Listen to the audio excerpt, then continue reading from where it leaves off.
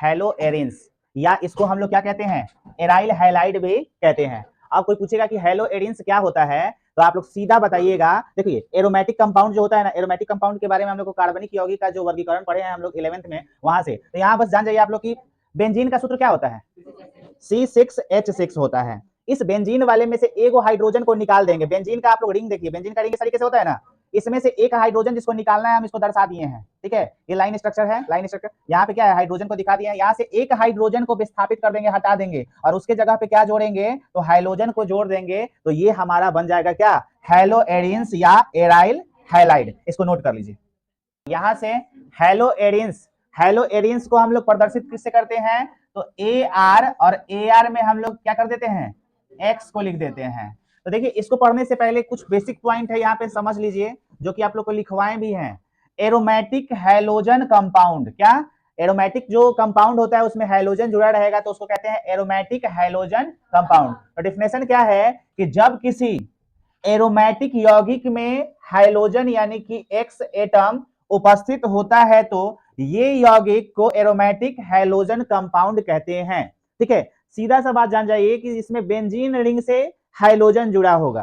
तो इसका जो प्रकार होता है वो दो प्रकार का होता है। तो यहाँ लिख दिया है कि एरोमेटिक हाइड्रोजन कंपाउंड दो प्रकार के होते हैं। एक में तो आपको मिलेगा कि सीधा बेंजीन रिंग के ऊपर डायरेक्ट X जुड़ा होगा यानी कि हाइड्रोजन जुड़ा होगा, और एक मिलेगा जिसमें सीधा नहीं जुड़ा होगा। तो ये दो प्रकार का होता है। कौन कौन सा, तो पहला होता है हेलो एरिन्स एराइल हैलाइड, जिसके बारे में हमको पढ़ना है, और दूसरा क्या है, तो एराइल एल्काइल हैलाइड। इसके बारे में पढ़ना तो नहीं है लेकिन जानना है, ठीक है, क्योंकि नाम में इसका जरूरत पड़ेगा। तो पहला नंबर क्या है, हेलो एरिन्स या एराइल हैलाइड।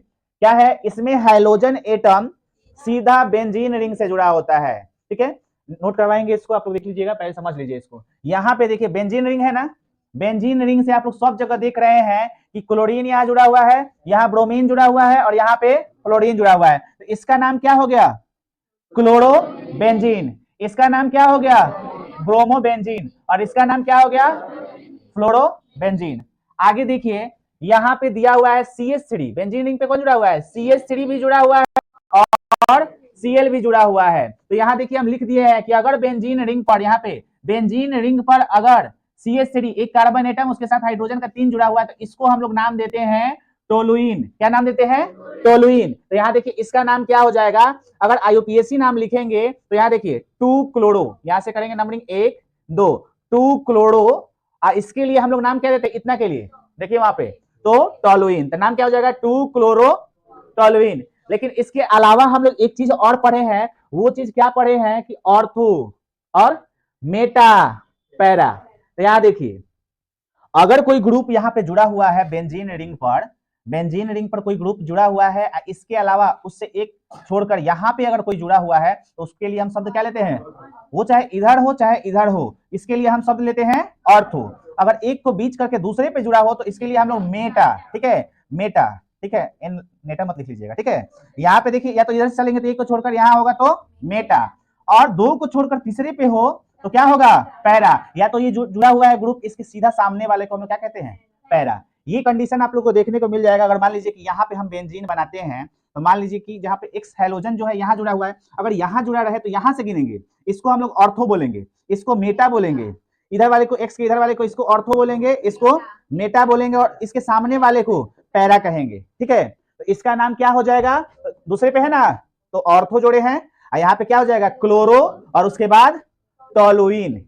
टोलुइन किसके लिए ले रहे हैं, तो जब बेंजीन रिंग पर CH3 जुड़ा हो तो हम लोग शब्द लेते हैं टोलुइन। तो नाम साधारण नाम क्या हो जाएगा, ऑर्थो क्लोरो टोलुइन। यहाँ देखिए इसका नाम क्या हो जाएगा, तो देखिए एक पे क्लोरीन जुड़ा हुआ है ना, यहां से नंबरिंग स्टार्ट कर रहे हैं 1 2, तो 1 क्लोरो, और 2 पे नाइट्रोजन NO2 जुड़ा हुआ है तो 2 नाइट्रोबेंजीन।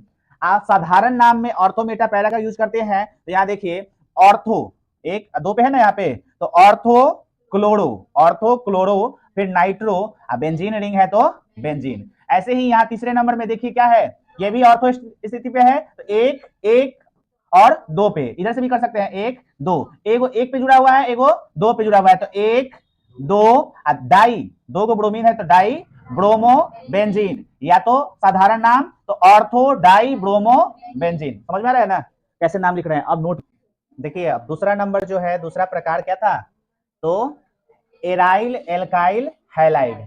इसमें क्या होता है, हाइड्रोजन एटम सीधे बेंजीन पर नहीं जुड़ा होता है, तो इसमें हाइड्रोजन एटम सीधे बेंजीन रिंग पर नहीं जुड़ा होता है, लिख दिए हैं। अब देखिए यहाँ पे बेंजीन रिंग पर ये CH2 जुड़ा हुआ है और उस पे हाइड्रोजन एटम जुड़ा हुआ है, ठीक है।